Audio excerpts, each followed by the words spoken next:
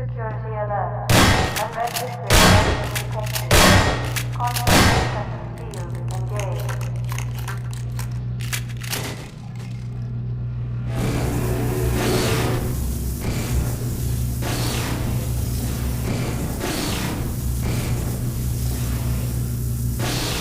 Warning. Counter-resonance singularity device detected. Concentration field failed. Security alert. Illegal counter-resonance singularity device detected.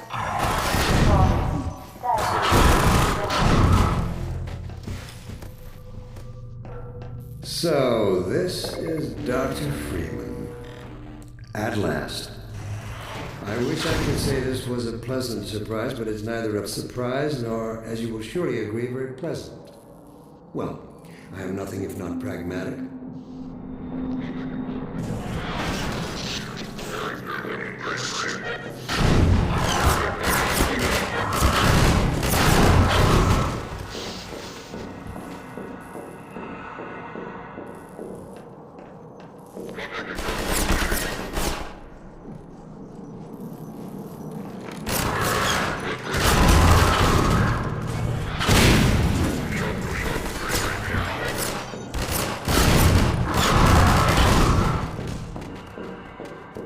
Well, Dr. Freeman, under other circumstances, I like to think we might have been able to work together in an atmosphere of mutual trust and respect. Certainly, judging from your brief tenure at Black Mesa while I was its administrator, you showed every promise of becoming a valuable and productive contributor to the scientific process. And yet, I'm not sure what spurred you to it. But there is really no place in this enterprise for a rogue physicist.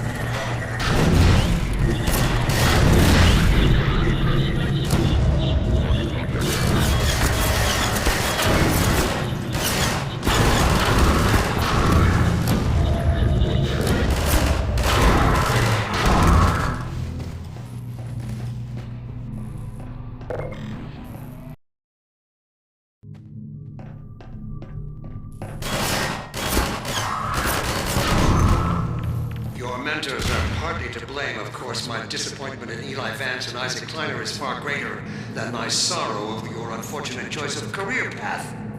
In a way, I suppose you could not have done otherwise. Who knows what seeds of iconoclasm they planted when you were young and gullible, but while they certainly share a great part of the responsibility for the recent troubles, it is you alone who have chosen to act with such willful disregard for humanity's future.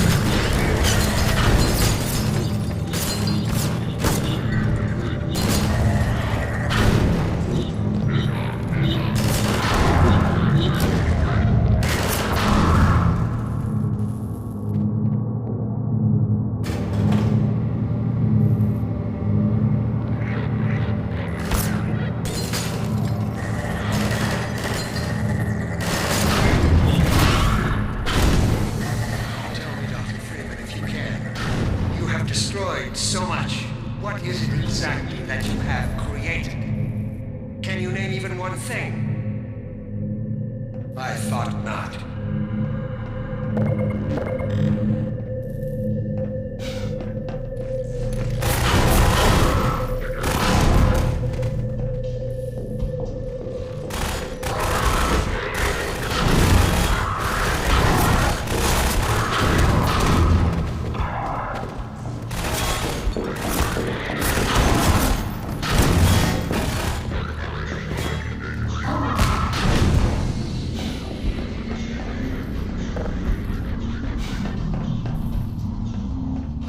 Foundation for humanity's survival.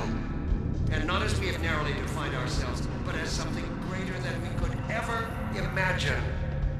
Something we can now only begin to glimpse.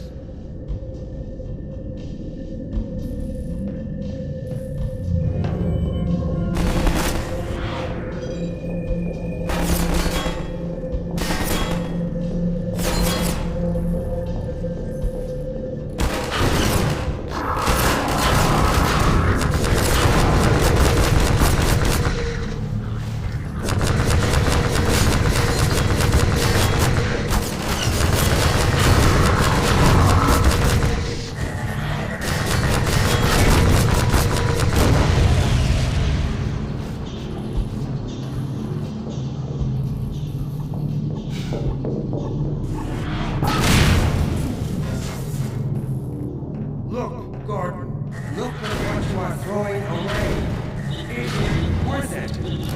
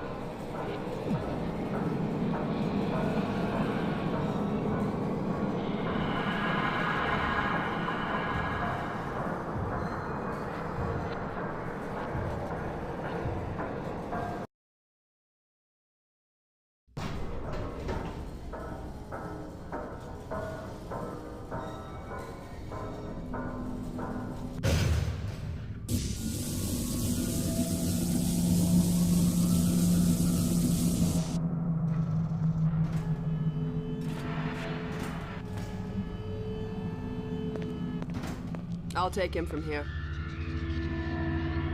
Don't struggle, it's no use. Until you're where he wants you, there's nothing you can do. I'm sorry, Gordon. Carbon stars, ancient satellites colonized by sentient Fuji, gas giants, inhabited by vast meteorological intelligences, worlds stretched thin across the membranes where the dimensions intersect. Impossible to describe with our limited vocabulary. What I've seen is also beyond words, Breen. Genocide. Indescribable evil. Good God. Well, if it isn't Gordon Freeman at last. What's this? I'll put it over there. You have my gratitude, Doctor. First, you lead me straight to the doorstep of my oldest friend, and then you deliver yourself? If I'd known you were going to come straight up to my office, I wouldn't have bothered hunting you in the first place. Having both of you in my keeping ensures I can dictate the terms of any bargain I care to make with the Combine. Dr. Breen. Wallace. Yes, Judith, what is it?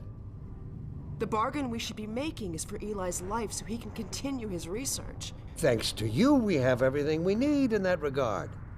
You're more than qualified to finish his research yourself. What neither you nor I can do is convince that rabble in the streets to give up their senseless struggle. Yet Eli refuses to speak the words that would save them all. Save them? For what? Eli, if you won't do the right thing for the good of all people, maybe you'll do it for one of them. Alex, honey. Dad. Gordon? God damn you, Breen, you let her go. That's all up to you, my old friend. Will you let your stubborn short-sightedness doom the entire species, or will you give your child the chance her mother never had? How dare you even mention her? Alex, my dear, you have your mother's eyes, but your father's stubborn nature. You haven't seen a bit of it yet. Really? Well, let's see how well it serves you on the far side of a Combine portal. Go ahead, Breen. If that's the worst you can do, send us both through your portal. Oh, it's hardly the worst. But you might find that hard to believe once you get there. It isn't necessary. I agree. It's a total waste. Fortunately, the Resistance has shown it is willing to accept a new leader. And this one has proven to be a fine pawn for those who control him. No! Don't listen to him, Gordon. How about it, Dr. Freeman? Did you realize your contract was open to the highest bidder? Gordon would never make any kind of deal with you. I understand if you don't wish to discuss this in front of your friends. I'll send them on their way, and then we can talk openly. Don't struggle, honey. Dad, I'm so sorry. Alex, sweetheart. Judith, what do you think you're doing? We're doing what I could never do alone. We're stopping you. Yes. Guards, get in here! They know you betrayed them. They'll turn on you. Judith, Dr. Mossman, please! I'm sorry, Wallace. You're all out of time. Don't... Hurry! Dad, hang on. You fool! Watch out, he's gonna... No!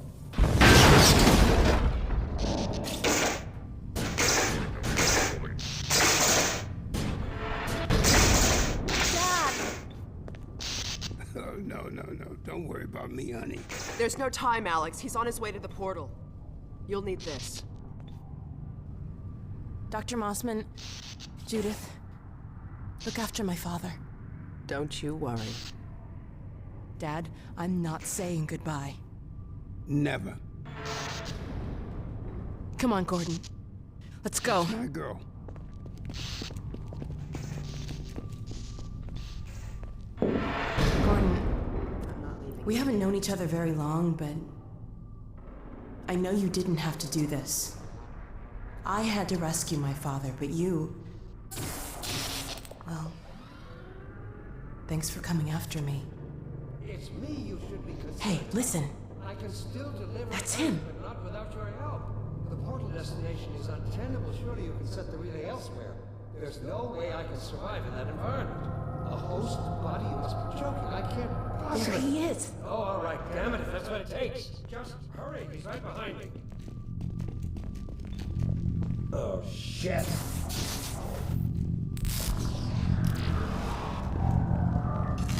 Damn it, not again!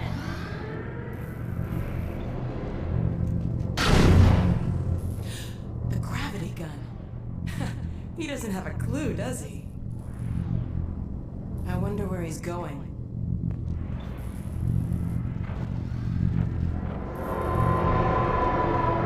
Oh my god. This is the Citadel's dark fusion reactor.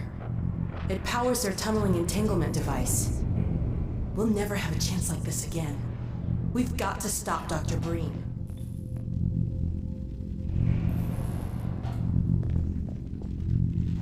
I can't shut it down. Looks like he's turned over control to the other side. You'll have to go into the core and do what you can. Get in the elevator and I'll let you in. Don't forget to charge up your suit.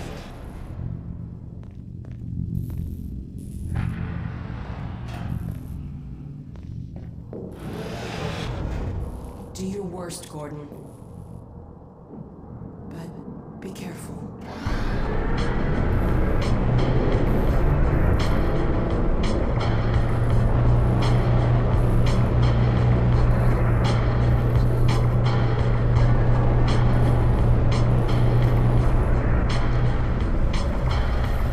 It's Dr. Breen. There he is. Dr. Freeman, you really shouldn't be out there.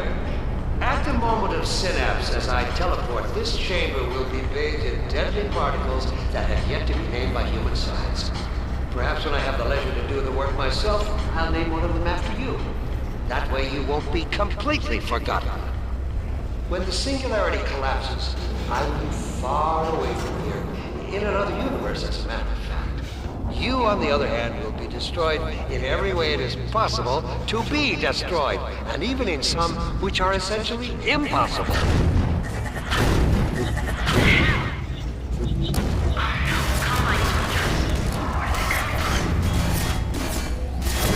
I don't know what you can possibly hope to achieve apart from your own annihilation.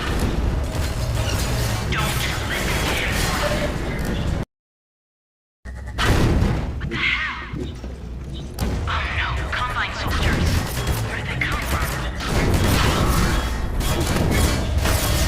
I don't know what you can possibly hope to achieve apart from your own annihilation. Don't listen to him, Gordon.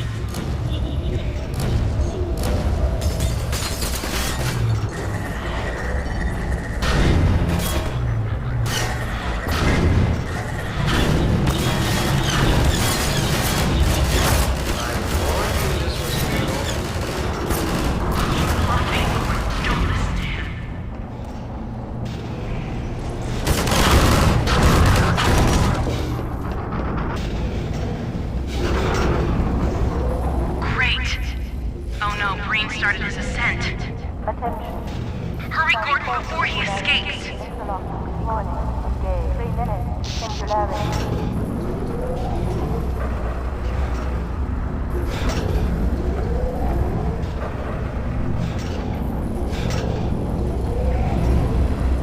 Keep going.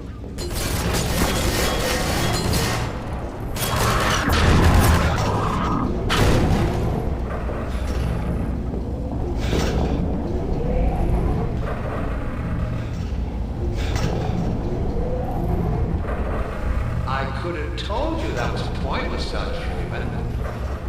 Go, Gordon.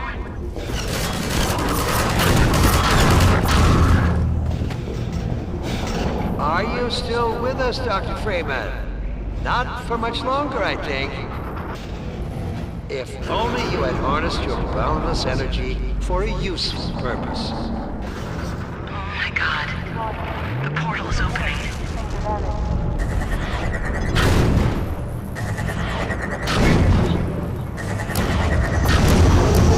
I hope you said your farewells.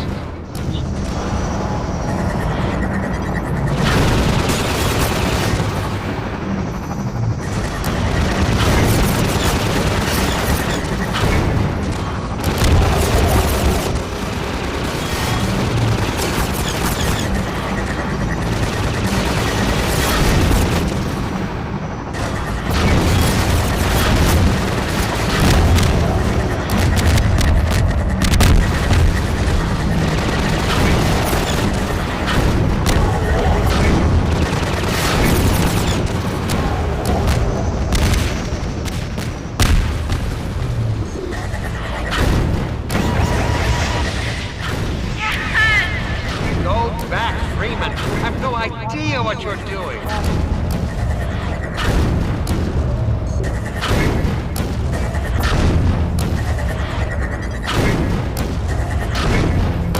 Don't know what you'll unleash. You could bring down this whole Citadel. Think, man. Think of the people below. No!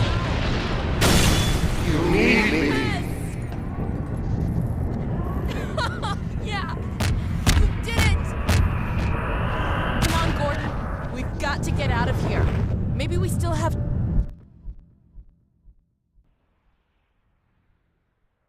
Time, Dr. Freeman? Is it really that time again? It seems as if you only just arrived. You've done a great deal in a small time span. You've done so well, in fact, that I've received some interesting offers for your services. Ordinarily, I wouldn't contemplate them, but these are extraordinary times. Rather than offer you the illusion of free choice, I will take the liberty of choosing for you, if and when your time comes round again. I do apologize for what must seem to you an arbitrary imposition, Dr. Freeman. I trust it will all make sense to you in the course of... well, I'm really not at liberty to say. In the meantime, this is where I get off.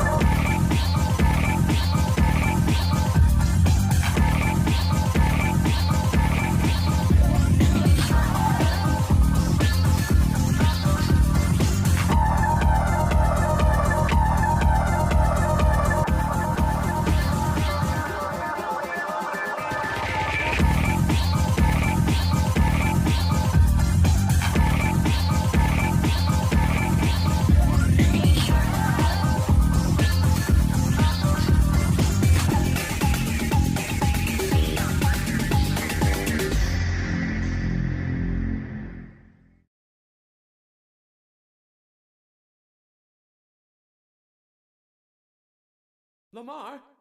Lamar! Blast that little... Where did she get to?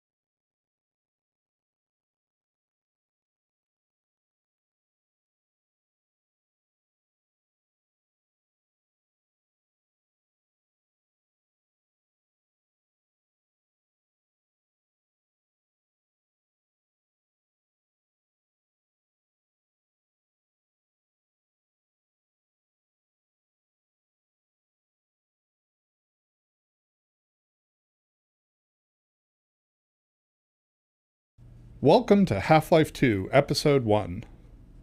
We received a great deal of positive feedback on the commentary track in The Lost Coast, and so we've included the same feature in this episode.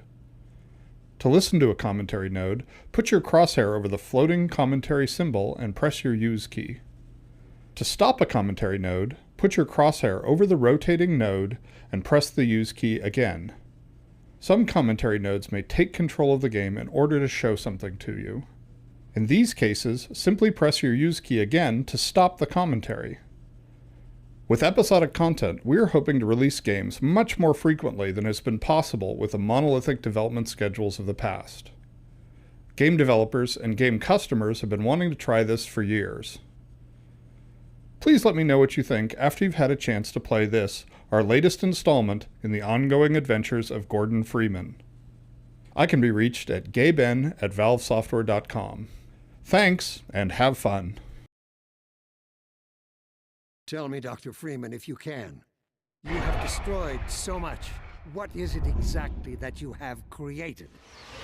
Can you name even one thing? I thought not.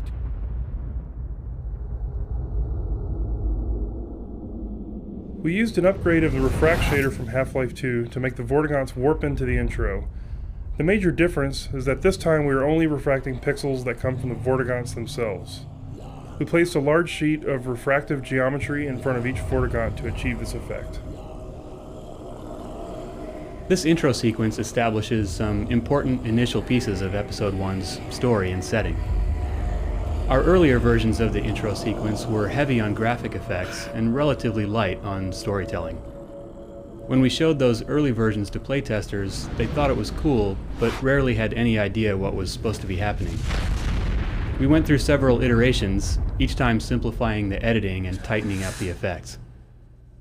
We eventually arrived at a good middle ground between the sort of psychedelic look we were shooting for and basic comprehension of what was actually taking place. We'll see about that.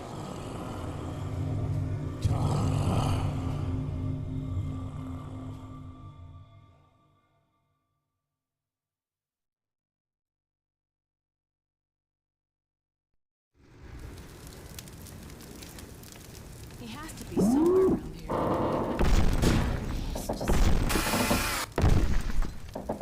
Any luck with your ball?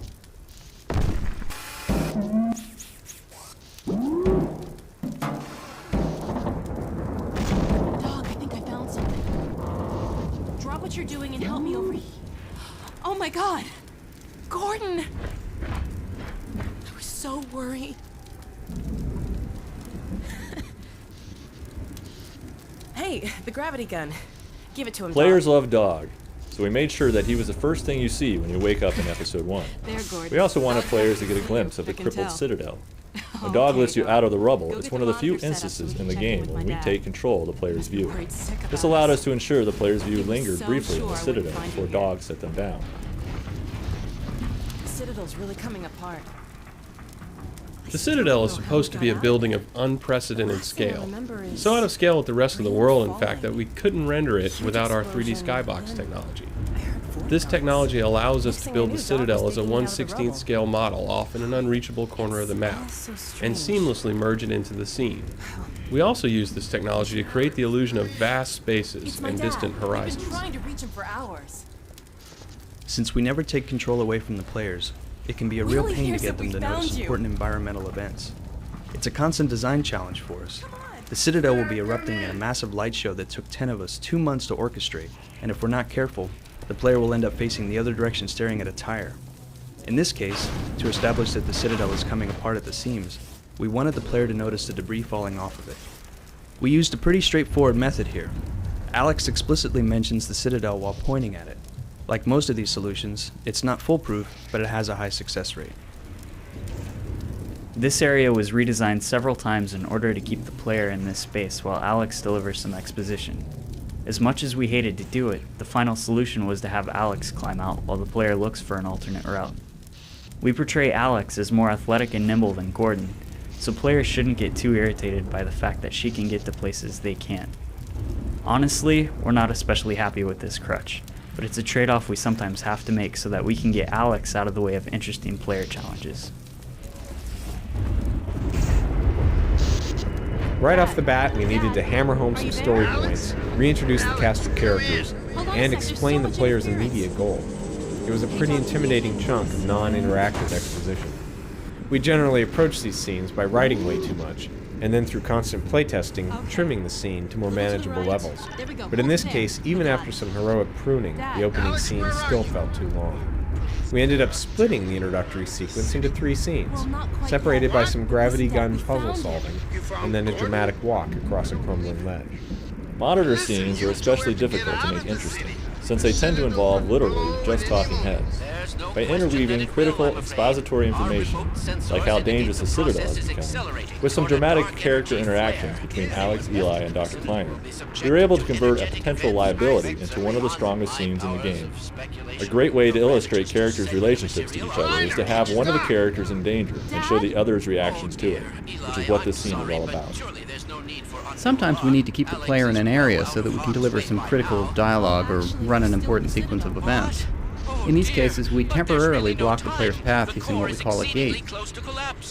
These gates generally take the form of some obstacle that can only be removed or opened by some character or event. In this case, the obstacle is a crashed gunship that can only be moved out of the way by Dog. Though the final scene looks pretty straightforward, a lot of care had to be taken to make sure that Dog hit his marks and played his sequences without trampling and damaging the player. When we designed the Half-Life 2 facial system back in 2000, our goal was to get a natural-looking performance at a moderate distance. Given our real-time polygon and texture budgets, we chose fairly reserved or constrained performances over ever having the actors' faces get into a bad-looking or unnatural expression. For Episode 1, we wanted to extend the character's facial system to support more intense performances with a wider range of facial expressions that would hold up better at close range. These facial improvements included increasing the detail around the eyes and mouth, increasing the number of facial shape targets, think of these as movements of muscle groups, by about 50%, rewriting the rules that control how these shapes blend, and increasing the intensity of many of our existing shapes. In addition, we added support for controlling the amplitude of the facial movement for lip sync animation, which let us dampen or amplify the mouth shapes based on the volume or intensity of the dialogue.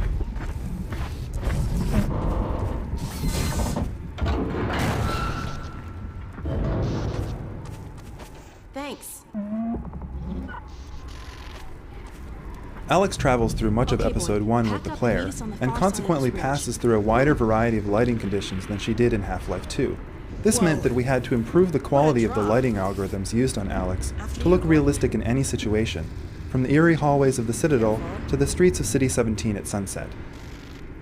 For this episode, we added a specular lighting term to the shaders used on Alex, which provides a realistic shiny look to her skin, her leather jacket, and even her teeth. In these new lighting calculations, we chose to specifically emphasize bright highlights caused by illumination from grazing angles.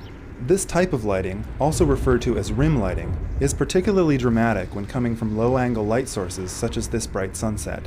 You'll also note that the rim lighting is further enhanced by our high dynamic range post-processing, which causes the specular highlights to bloom in a striking and dramatic fashion. We have found that the move to an episodic development cycle allows us to take advantage of the fast pace of graphics hardware innovation by incrementally adding new features, such as Alex's new lighting techniques, to the source engine with each new episode.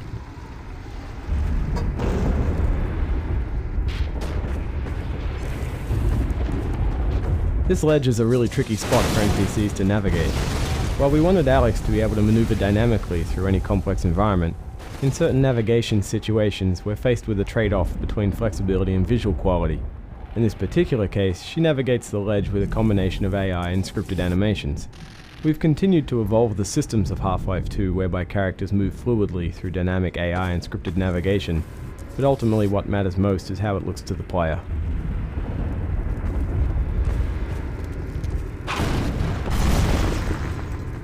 Our games are created by design collectives that we call cabals. When the idea to have you and Alex sit in a van and then have Dog toss it across the gorge was first suggested during a cabal meeting, everyone thought it was funny, and then we moved on to more serious solutions for the gorge crossing. As the design progressed though, we kept coming back to the van idea, and eventually everyone agreed that we should give it a try. Even though the idea was kind of outrageous, it satisfied some key goals we had for the scene. Alex and the player get across the impassable gorge, and Dog is able to play a key role in the mission while also plausibly getting left behind. There were still some problems to solve, though. Attaching animated models to the van was tricky, making sure the van didn't kill the player took some thought, and it took a number of tries before we were able to really illuminate Dog's thinking, as he went from testing his idea with chunks of debris to finally presenting the plan to Alex. Ultimately, we were able to create a scene that solved some tricky game design issues, provided an intimate view of the relationship between Alex and Dog, and delivered a surprising and visceral entrance to the Citadel.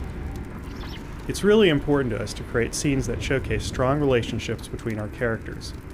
The relationship between Alex and Dog seems to be especially satisfying to players. In the scene leading up to the van toss, we had a bug before the animation was complete, where Dog's head would shake as he looked back at Alex. In a happy accident, his head shook right after she asked him, "You did do the math, right?" In playtests, players thought this was intentional and always laughed. Because of that, we worked it into the animation, and it ended up being a terrific little moment between Dog and Alex. Now stay with us and help us find a way over.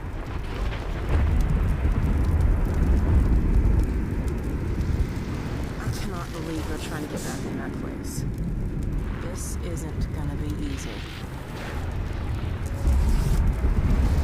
Well, Dog, what do you think? Any ideas?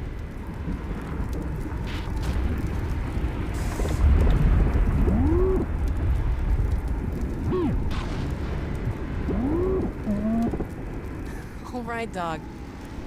That's not too helpful. There has to be a way to get across. But how? What about... Dog? Dog, where are you going? Was it something I said? Huh? Dog, what are you... I think Dog needs a few bolts tightened.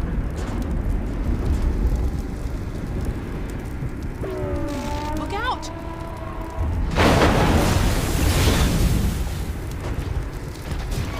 Dog, really, that was a little close. What's gotten into you, huh? How exactly is this supposed to help us? What? Wait a minute. Oh no.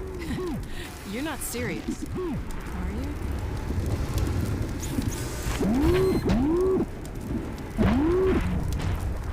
Well, Gordon, unless you have a better suggestion, he is a robot. He's done the math. You did do the math. Uh-huh. I want you to get out of here as fast as you can. Go find Dad. We'll catch up, don't worry.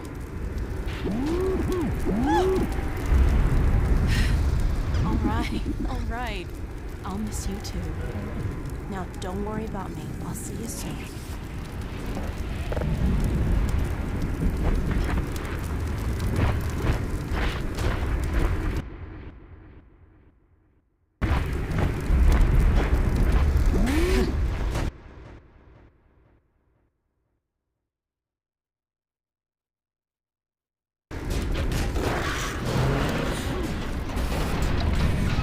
Dog, let's do it. Before I change my... Okay. Careful, hold on. Whoa. Phew. Whew. Good throw, Dog. Now go, boy, go on. You'll be fine, just... Uh-oh. What now? Whoa. Hold on!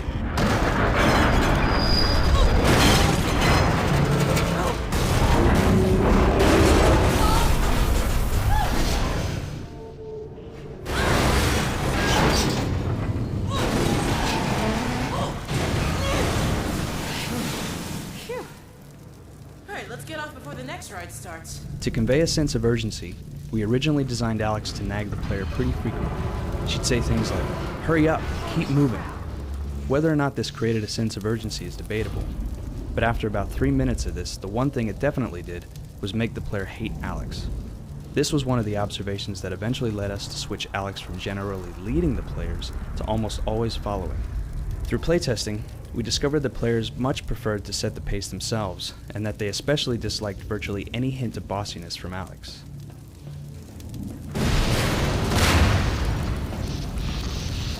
My god, this place is really coming apart.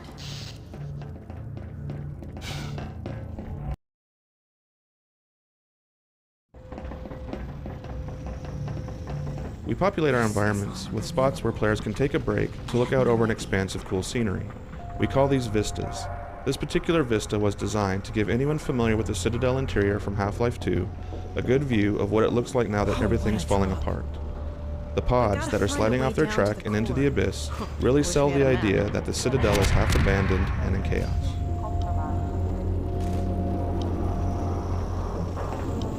In an early version of this map, Alex led the player through the whole thing. To make Alex seem less omniscient, we had her access a console here to get her bearings. It exploded, which helped drive home the point that the Citadel was in bad shape, but generally, it was a long pause in the action without a lot of payoff. After we made the high-level decision to have Alex follow the player, this entire scene became irrelevant, and we happily cut the whole thing.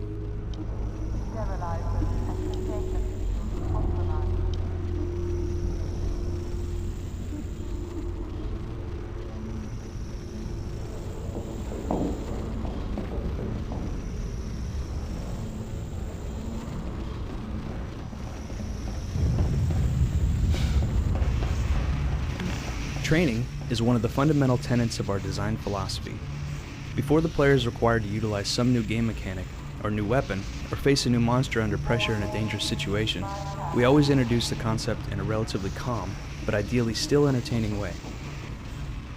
This entire scene teaches the player that Alex can convert roller mines so that they can be used as a friendly weapon. Later, the player is required to do this in more pressing circumstances, but at this point, everything's still pretty calm. In the original design, the player retrieved the roller mine from a dispenser and used it to take out a Combine soldier who was holding the field from the other side. Eventually, we scrapped that idea and combined the roller mine training with some Stalker exposition that originally occurred in a separate scene. In a good puzzle, the player is presented with an overall goal, and then faces a number of smaller challenges in pursuit of that goal. In the case of the Stalker puzzle, we start with, how do I open the door? From there, we move to, how do I get to the Stalker? Then, how do I get to the roller mines? How do I get the roller mine back to Alex? And finally, how do I use the roller mine to disable the Stalker? We don't have time to look for another way around. How are we gonna get through here? Roller mines. They could help us get out of here. Can you find where those roller mines are going? I've got an idea how to use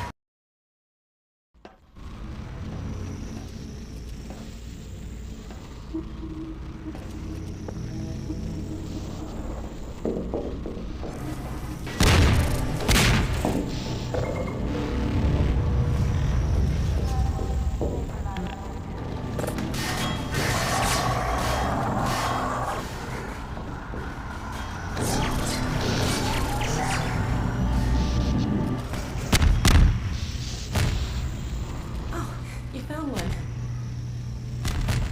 how to reset the targeting system on these things. A little extra juice in the right spot, and it's on our side. I'll hold it out where I can work on it. Bring that over here and I'll rejigger it. There it is. It's a lot more unstable, but it should last long enough to take out the stock.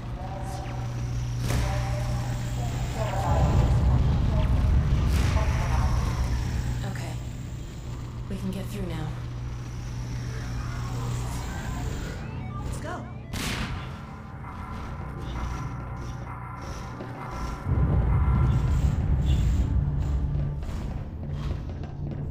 We wanted to create an atmosphere of urgency in the Citadel, with Alex and the player focused on getting to the core to stop the impending collapse. Initially, we tried to reflect that urgency through Alex's behavior and acting. This proved to be unsustainable, however. If the player didn't choose to advance, Alex eventually ran out of lines or animations and was forced into her very non-urgent idle states. We found that the best approach was for Alex to have such implicit trust in and sympathy with the player that she's always content to proceed at whatever pace the player chooses. Once we adopted this principle, lines where Alex sounded impatient or frustrated with the pace of progress quickly stood out and were cut.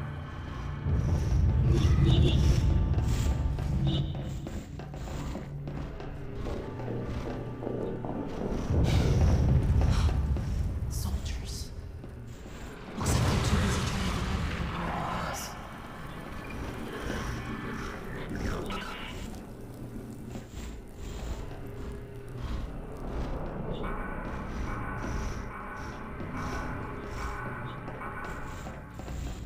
We created a new Citadel destruction set of broken Combine panels and prefabs for the interior spaces to help make the Citadel look like it was on the verge of exploding.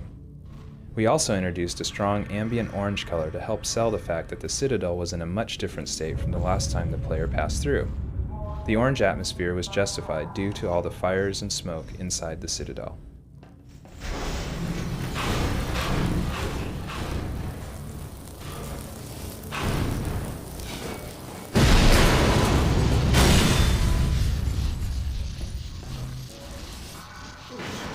Well, that was random. Talk about unstable. I really don't think we should hang around.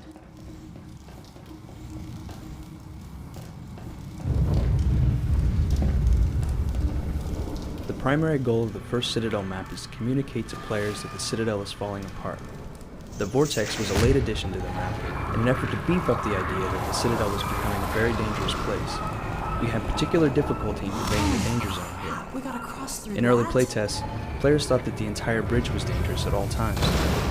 Some additional effects work helped let players know where the dangerous areas were. We would have loved to base more gameplay on this Vortex idea, but we just didn't have the time.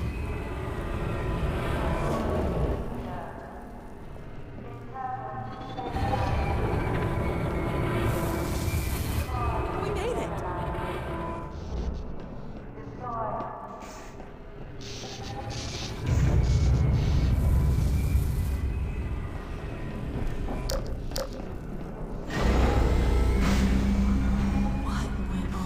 We revealed the pod here to let players see it up close. At the same time, we didn't want players to get too good a look at what's inside. An old version of the scene had the pod simply hanging from the ceiling. It would burst open and then charge up your gravity gun, but not do much else. The current scene gives us a much more dramatic reveal of the pod and an opportunity to introduce the mind blasts it's capable of emitting. Though they don't play a large role in Episode 1, these guys were a functional requirement of Episode 2, which meant we effectively had to ship a piece of that episode early.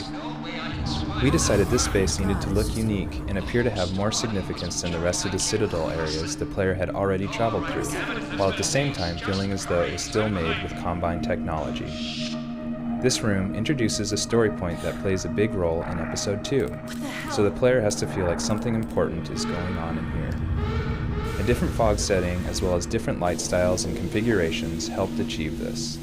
The red lighting is a good contrast to the traditional blue-green colors of the Citadel.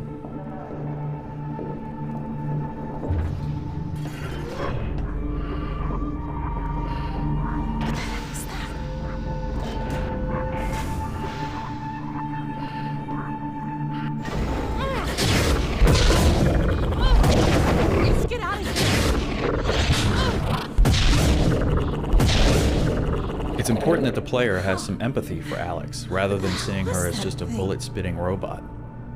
The brief recovery scene after the pod mind attack reminds the player that Alex is also affected by events in the world.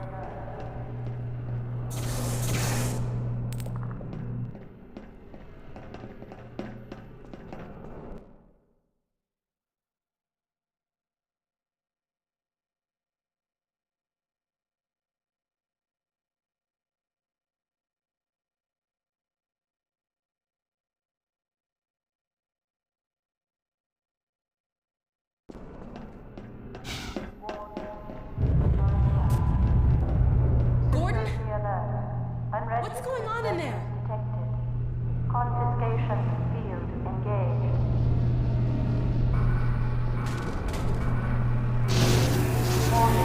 It's doing something to the gravity gun. It looks like it did in Breen's portal reactor. I'd say their security device backfired. It'll sure come in handy if it stays that way.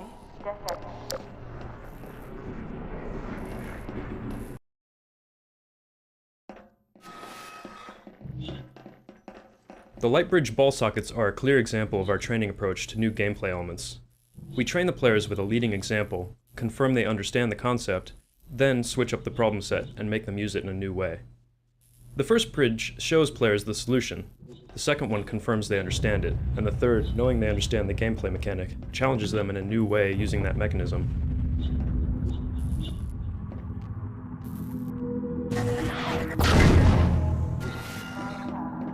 Nice thinking.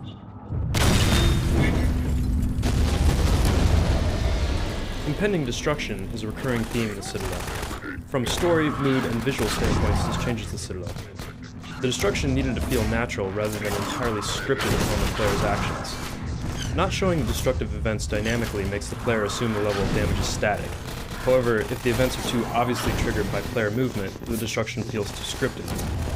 We found the solution was to give players glimpses of things that were happening at the periphery of the player space, as well as in their immediate vicinity, to give the feeling this stuff is happening whether the player is present or not.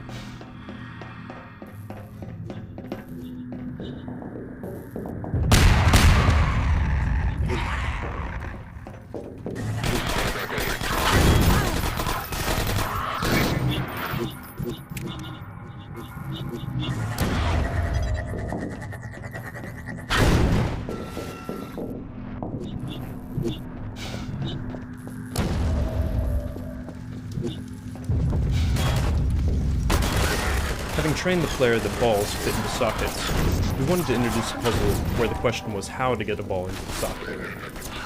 The puzzle we came up with involved a socket with an object blocking it, so that the player would have to ricochet a ball into place. This sounded simple until we actually tried to implement it. If we made the covering opaque, playtesters didn't realize that there was a socket behind it. When we made it translucent, they often didn't see it was there, and were confused when their shot bounced off. Making it movable was a red herring, making people think that they could actually knock it away. A couple of subtle art changes helped. We added some more prominent shadowing and made the glass panel flash when it was hit with the ball. Some playtesters consistently searched for a position to get a direct shot, which we didn't discourage as an alternate solution.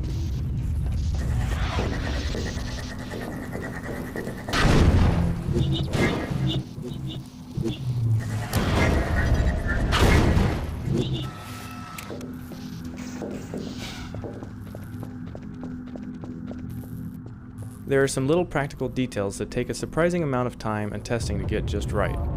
For instance, it took us many playtests to figure out just how fast Alex should move. It turns out that her falling behavior looks and feels the best when she's moving faster than the player's normal speed, but slower than the player's sprint speed.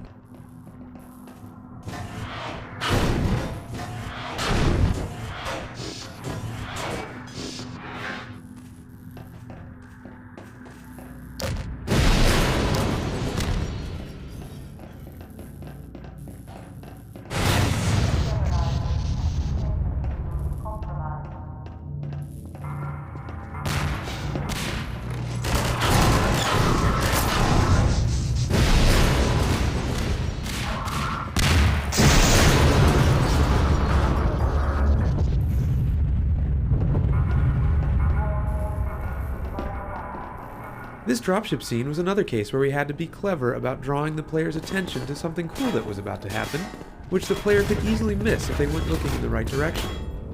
We used a solitary soldier firing at the player to draw their attention to where the dropship climbs into view. Once the player notices the dropship, there's a good chance they'll watch it until the payoff of it crashes.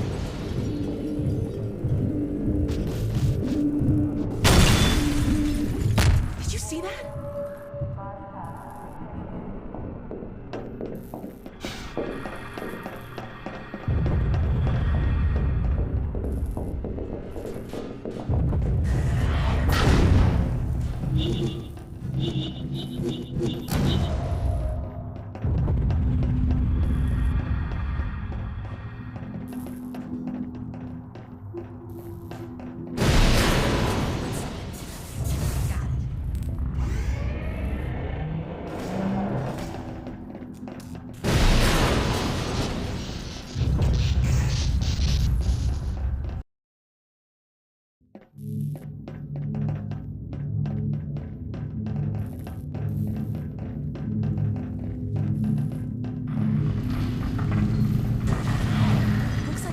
Transport elevator to the core.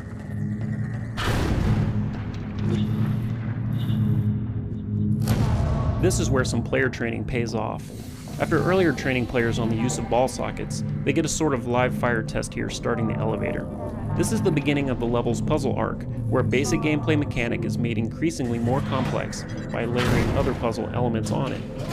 The first puzzle only requires that the player find a combine ball and put it in the socket. Look up! Watch out!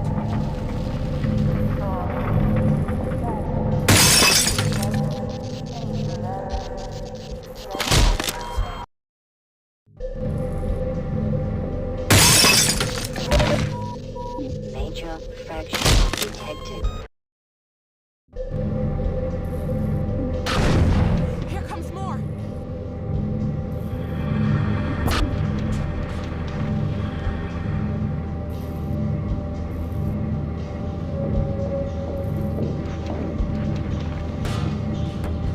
Heads up! Major fracture detected. Systems engaged. What's wrong with this lift? Can you get it going again?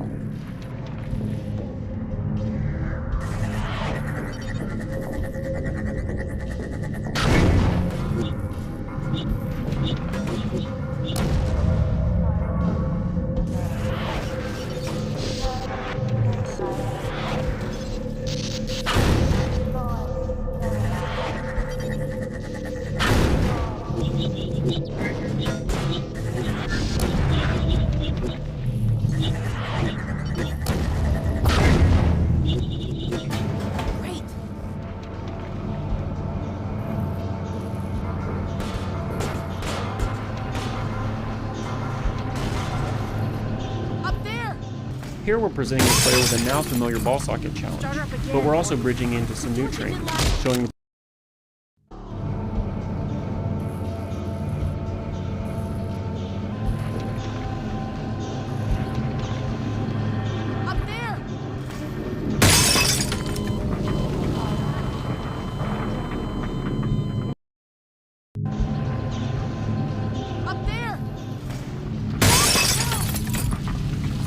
again, Gordon. Up there! Start her up again, Gordon. Up there! Start her up again. Here we're presenting the player with a now familiar ball socket challenge, but we're also bridging into some new training, showing the player that stalkers can destroy the Combine energy.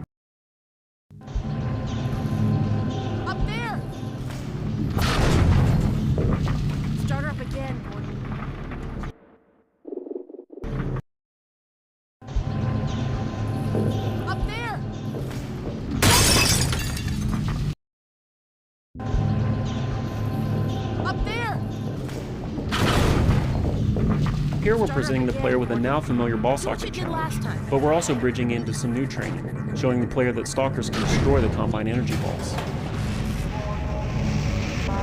What's going on?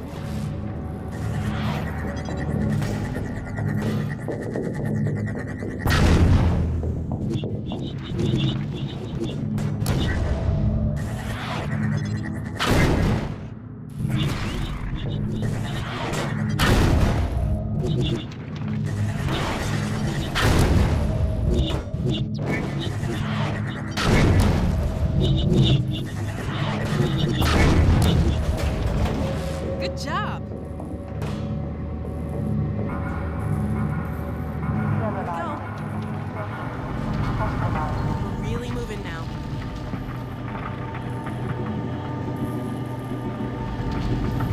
I think I see a stop down below. Let's get off there and see where it leads. Look out! Run!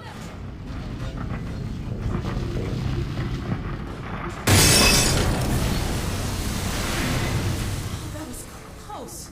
Late in development, we changed the art for these doors so that players understood they were entering the core area. It turned out that having Alex talk about the area wasn't enough to give playtesters the sense that they'd finally arrived at the core.